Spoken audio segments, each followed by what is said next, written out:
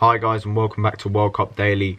3 games today, and today we had the start of Group H, the last of the first round games between Poland and Senegal and Colombia and Japan, and then obviously we saw the return of Group A, the first set of fixtures for the second round of group games, and that was between the host Russia and Egypt, and that's where I'm going to start. Obviously, going into the game, all the talk was around Egypt. All the talk was around Mo Salah in particular, whether he would start. It was similar to their first game against Uruguay. It was all about whether he start, whether he's fully fit. And judging on their first game, they really did need him because they didn't really show anything going forward against Uruguay. So they really needed him for this game, and they started all right. But the first half, there wasn't that much in it. I thought Russia played some decent stuff, but the end product from both teams was lacking. I think Egypt had a few good.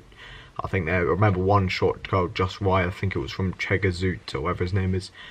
But yeah, there wasn't much in the first half. I don't think either team really took the initiative. I think Russia kept the ball a bit better. They looked to play some nice football, but they couldn't really get it into the big striker Zuba, who I've actually been really impressed with when he came on the bench and headed in against Saudi Arabia, and I'll get onto his goal in a minute. But yeah, it took quite a lucky goal to sort of break the deadlock. It was hit into the box, cleared, and then it came back out to, I can't remember, I think it might have been Cheryshev who hit it into the ground, into the box.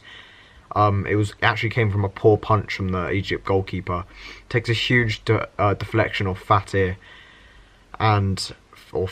and then curls all the way into the goal. I mean, it was very unlucky. But Russia worked very hard throughout the game. A lot of their players, Cheryshev, Golovin, Zuba, they worked very hard in the first half. So I think they deserved that luck. And after that goal, they sort of took the momentum, and it really got them going. They got the second goal soon after. A pullback from the right back, who I've been very impressed with as well, Mario Fernandez, who's been very good going forward and very solid defensively in these 2 games. Pulls it back. Cheryshev gets his third goal.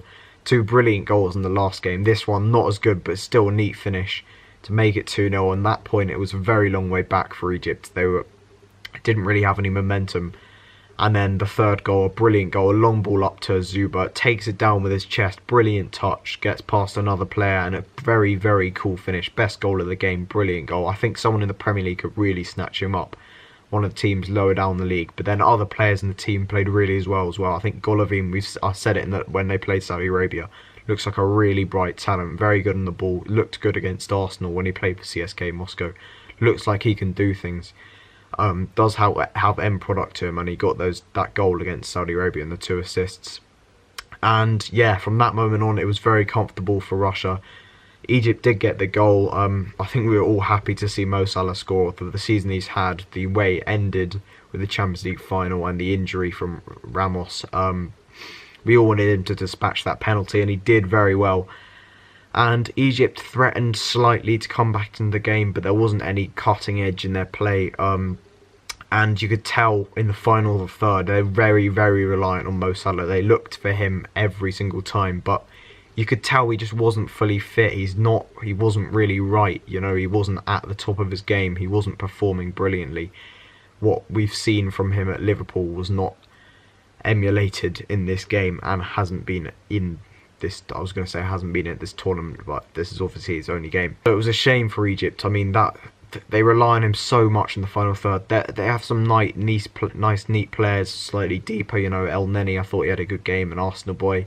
But when it came to the final third, they lacked anything without Mo Salah at his best. So it's a shame for Egypt. They couldn't really get going, but I think Russia thoroughly deserved to win the game, and they're through, and I think that's good for a tournament. I think they're basically through. It's good for a tournament to have the hosts going on, because it has a greater atmosphere within the camp, and it makes the tournament slightly more exciting. But yeah, look at the other games. Obviously, Colombia, Japan shifted significantly with the red card within 5 minutes. When Carlos Sanchez blocked a shot that was going goal bound with his arm. It was a definite handball. Penalty dispatched by Kagawa. Japan didn't really push on from there. They created a few opportunities, but they weren't ruthless enough. And Colombia got back into the game. Very clever free kick from Quintero, goes under the wall. It was quite unlucky for Colombia as well, because James Rodriguez wasn't fit enough to start, and that definitely impacted them. They lost quite a bit going forward, but they did well, to be fair to them, with 10 men. Didn't create enough though. But again, they were up against it with the 10 men, and Japan in the end made the numbers count, scoring for a header from the corner, just after they'd gone very close. Osako getting the header, and Japan, not the favourites to go through in this group, but it's a very good start for them. Maybe they can push on. They've still got some good players. I know it's a very ageing squad, but you never know. And in the other game in that group, Senegal, I mean, what a calamitous game. This game really had nothing in it. I mean, it was very tight.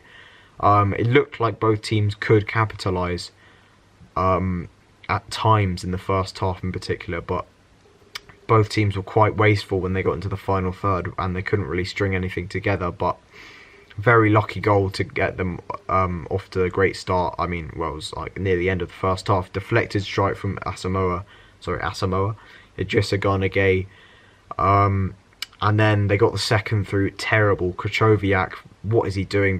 Plays it all the way back. It's like hooked into the air, and then what was his name, Niang or whatever, took it around the keeper, took it around Szczesny, finished it off. And Poland tried to come back into the game. There's some decent chances. They got the header from Krychowiak, brilliant header, to make it 2-1, but it wasn't really enough.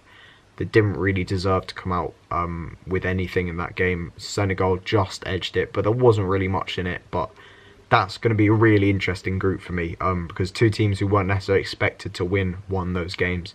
So I'm really looking forward to seeing what happens in that group.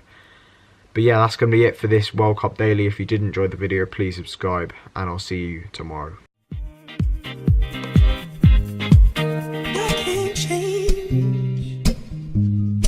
Even if I tried, even if I wanted to, and I can't change.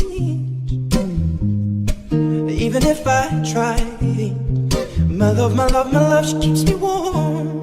She keeps me warm. She keeps me warm.